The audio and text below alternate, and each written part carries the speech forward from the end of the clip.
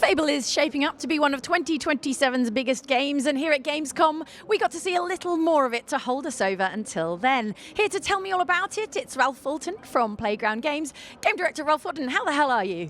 I'm very well, thank you. How are you? I'm doing really well. How are you enjoying Gamescom so far? Loving it, absolutely loving it. Been a while since I've been here, but yeah, back in the stride of things. It's really busy. It's frenetic, but it's lots of fun. Good to be back. Yeah. So we're looking at combat specifically in Fable at the moment. A lot of emphasis on combat here at Gamescom. What can you tell us about what you're showing off?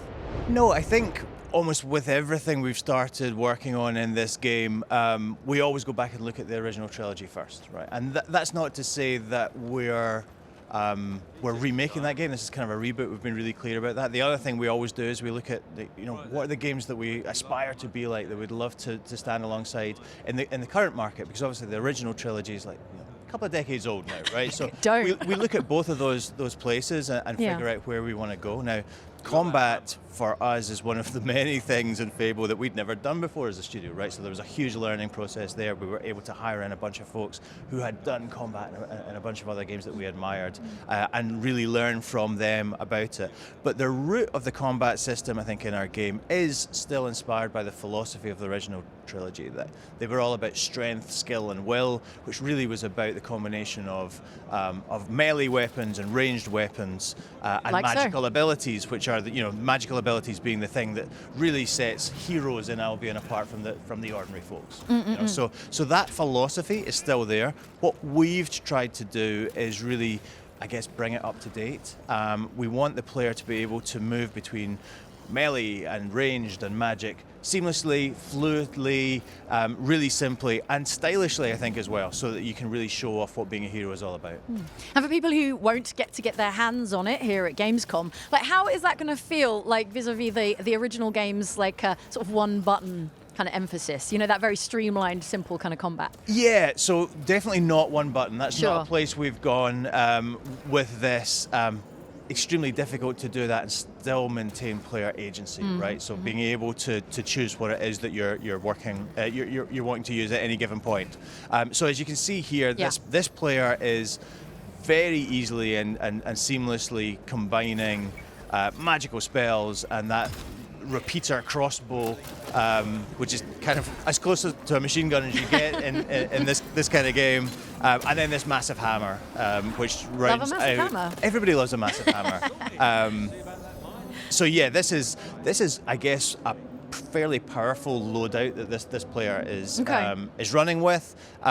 What we're actually doing behind closed doors, where we're giving people hands-on, is allowing them to play this, which is a segment of a quest, which is maybe sort of mid-game, I would say, probably start of the second act, with two different loadouts, just so they can feel what the loadout does to their options and how the combat feels. Because really we want the player to be the hero. They want to fight how they want to fight, and a lot of that is what melee weapon are you going to take, what ranged weapon are you going to take, and what 4 spells are you going to stick on your spell quad that you can see down in the bottom right of the screen there.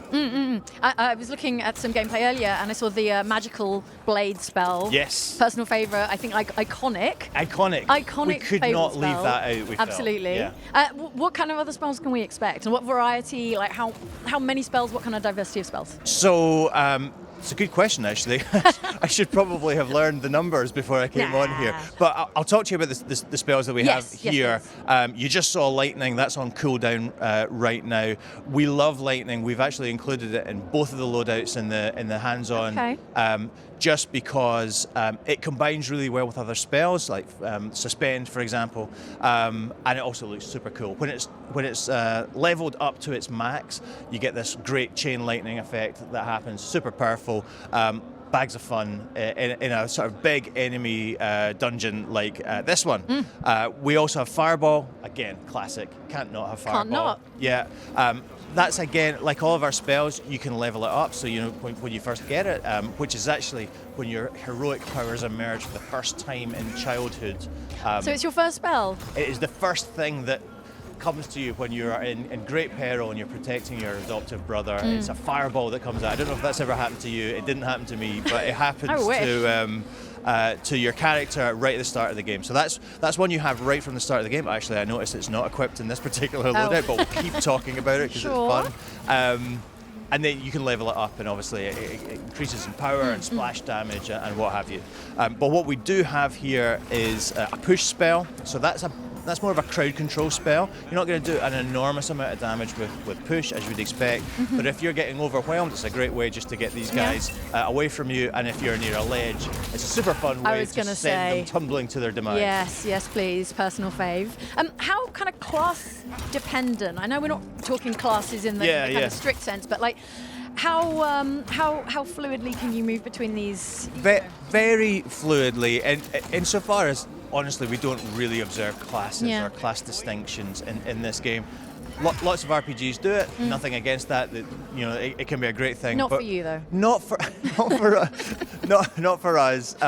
Freedom being one of our sort of guiding principles, and allowing the player maximum freedom of choice. It felt like, let's not put guardrails in, let's not gate anything behind previous decisions. So you can pretty much equip the loadout that you want to at any point during the game. Okay. How does that kind of marry to the skill tree in Fable? Like the kind of class freedom versus the kind of skill tree? Absolutely. So really what you're doing is you're completing quests in the game, you're exploring the open world to gain skill points, to go into the skill point and unlock things. Not a revolutionary concept, I admit, but nevertheless something that works super effectively. We've employed it here.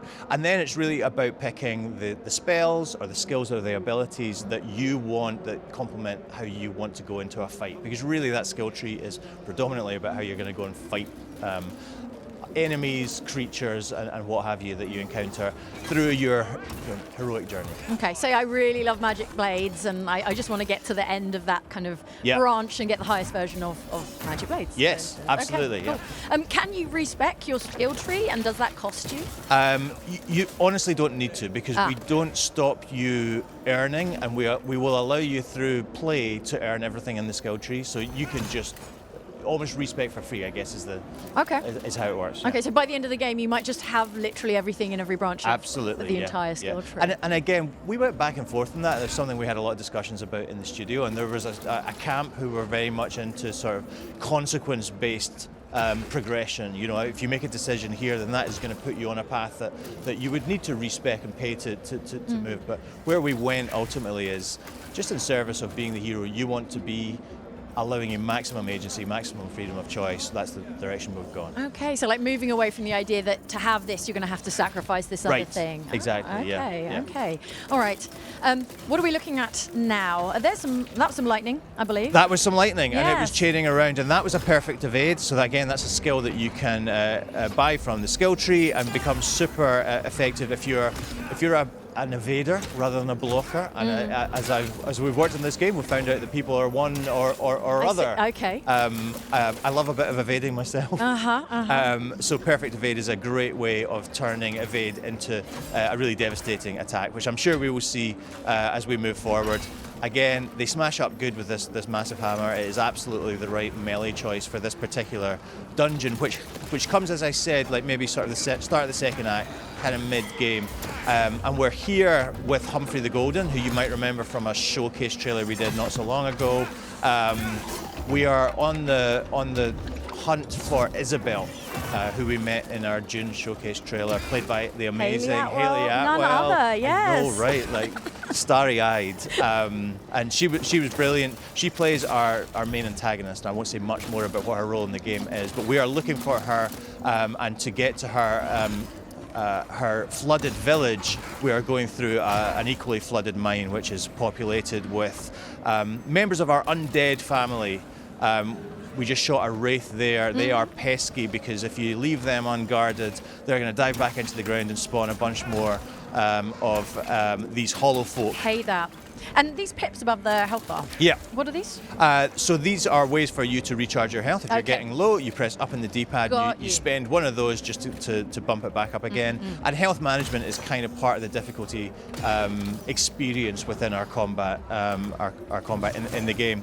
Yep. So push off a ledge there, super effective. Lovely. And difficulty is another thing we're talking about this week. Again, the purpose of giving folks 2 runs of the same sort of dungeon is to allow them to bump up the difficulty and see how that affects you. We wanted to make sure that folks understand that you can bring your ability level to the game, and the game will be able to match you with varied difficulty levels. You know, so that's if you're a person who just wants the story, you know, isn't really interested in challenge, isn't interested in dying, and there are lots of people that are just there for the narrative. We have story mode.